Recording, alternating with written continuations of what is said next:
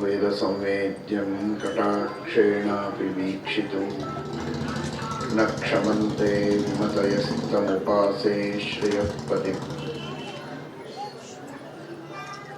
मयि स्थितो मदङ्गेषु स्वतन्त्रो व्याप्तवान् हरिः स विष्णुश्चास्वतन्त्रं मां स्वेच्छया वर्तयत्यजः स्वात्मनस्तस्य पूजास्युः मनो वाक्कायवृत्तयः ममैताः इति कर्तारम् उद्देश्यं च हरिं स्मरेत् धर्मविज्ञानवैराग्यपरमैश्वर्यशालिनः आनन्दतीर्थभगवत्पादान् वन्दे निरन्तरम् आनन्दतीर्थोपदिष्टो निधिर्नारायणः त्वयः प्रदर्शितो येन सम्यक् जयतीर्थं तमाश्रये सत्याभिज्ञकराब्जोत्थान् पञ्चाशद्वर्षपूजकान् सत्यप्रमोदतीर्थार्यान् नौमि न्यायसुधारतान्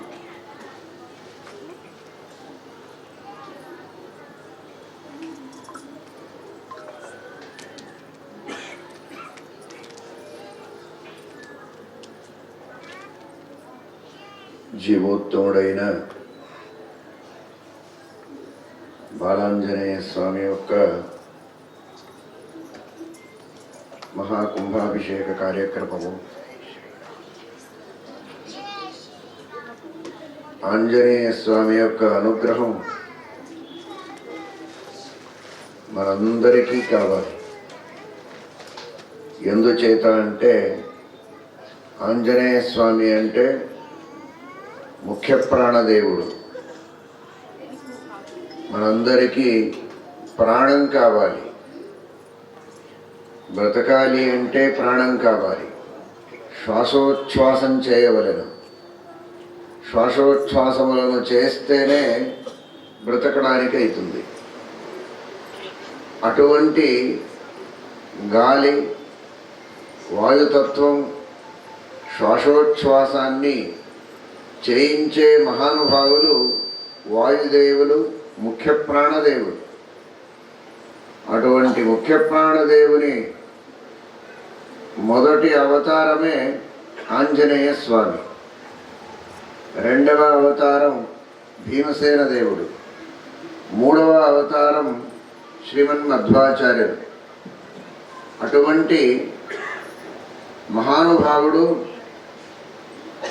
సర్వ జీవులకు జ్ఞానాన్ని, భక్తిని, వైరాగ్యాన్ని ఇచ్చి ఉద్ధరించేవాడు కూడా. కేవలంగా శ్వాసోచ్ఛ్వాసాన్ని ఇచ్చి బ్రతకడానికి అనుగ్రహించేవాడు కాదు, అందరికీ జ్ఞానభక్త వైరాగ్యములను ఇచ్చి మోక్ష మార్గాన్ని చూయించేవాడు.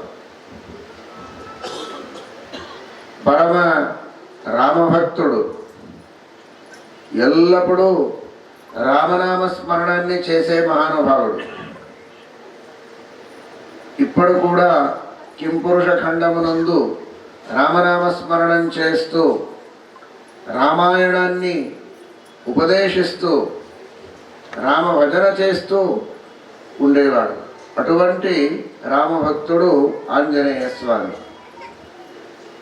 శ్రీమన్మధ్వాచార్యులు వారి సర్వమూల గ్రంథాల్లో చెప్పినట్టు సమగ్రమైనటువంటి బ్రహ్మాండానికి మూల ఆధారుడు ఆదిశేషుడు. ఆ ఆదిశేషుడికి కూడా ఆధారంగా ఉండేవాడు వాయుదేవుడు. ఆ వాయుదేవుని అవతారమే ఆంజనేయ స్వామి. అంటే సమగ్ర బ్రహ్మాండానికి కూర్మరూపంగా ఆధారంగా ఉండేవాడు ఆంజనేయ స్వామి. మనందరికీ ఇప్పుడు మనం భూమి మీద కూర్చున్నాము అని అనుకుంటాం, కానీ ఈ భూమికి కూడా మూలాధారంగా ఉండేవాడు ఆ ముఖ్య ప్రాణదేవుడు ఆంజనేయ స్వామి కూర్మరూపంతో. ఆ ఆంజనేయ స్వామికి ఆధారంగా ఉండేవాడు సాక్షాత్ శ్రీరామదేవుడు. ఆయన కూడా కూర్మ రూపంతో వాయుదేవునికి కూడా ఆధారముగా ఉంటాడు. అటువంటి ఈ మహానుభావుడైన ఆంజనేయ స్వామి యొక్క అనుగ్రహం మనందరికీ కావాలి.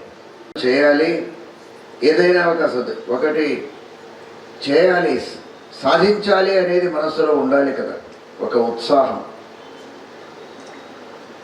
అటువంటి అన్ని ఉద్దేశాలకు, భావనలకు మూలమైనటువంటి ఒక ప్రజ్ఞ, ఒక భావన, ఒక జ్ఞానము అంటే అది నేను అనేది.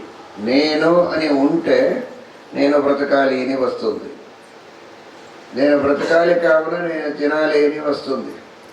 అటువంటి ఆ నేను అనే ఒక భావన ఉంది కదా, ఆంగ్ల భాషలో ఐ అంటారు, తెలుగులో నేను అంటారు. అటువంటి ఆ నేను అనే భావన ఏది ఉందో ఆ భావనని ఇచ్చేవాడే ఈ ఆంజనేయ స్వామి అని శ్రీమన్మధ్వాచార్యులు అంటారు. నేను అంటే అహంకారముని కాదు, నేనే చాలా గొప్పవాడిని, అటువంటి అహంకారం కాదు. నేను బ్రతకాలి, నేను సాధనం చేయాలి, నేను పరోపకారం చేయాలి, నేను మంచి పనులను చేయాలి. ఇటువంటి మంచి భావనలకు మూలభూతమైనటువంటి ఆ నేను అనే ఒక ప్రజ్ఞ ఉంది కదా, ఆ ప్రజ్ఞని అనుగ్రహించేవాడే ఆంజనేయ స్వామి. జీవస్థితేన రూపేణ వేలయతి అహమిత్యసౌ. అహం అంటారు సంస్కృత భాషలో, అహం నేను, తెలుగులో నేను, ఆంగ్ల భాషలో ఐ అంటారు. ఐ అనేది పోతే అయిపోయినట్టే, ఏది ఉండదు, అది మూలమైనటువంటి.